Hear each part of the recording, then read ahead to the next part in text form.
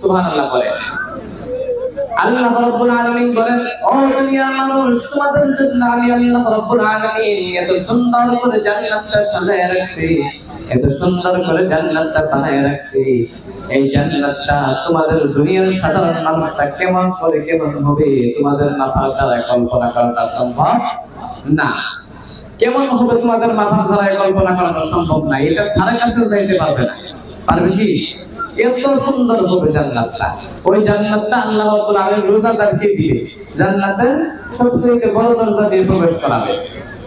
ওই জান্নাতের মধ্যে আপনি হয়তো বিশ্বরে বলেন, মান ক্বালা লা ইলাহা ইল্লাল্লাহু দাখালাল জান্নাত, যে বান্দা দুনিয়াতে একটা পরিবারে করবে, ওই বান্দাকে রব্বুল আলামিন কাল কিয়ামতের দিন ওই জান্নাতের মধ্যে প্রবেশ করাবে। সুবহানাল্লাহ। সবাই তো সুস্থ থেকে আমার বক্তব্য যাওয়ার পরে কলিমা পড়ায় না নাই? এই কলিমা পড়লেও আল্লাহ রাব্বুল আলামিন জান্নাতে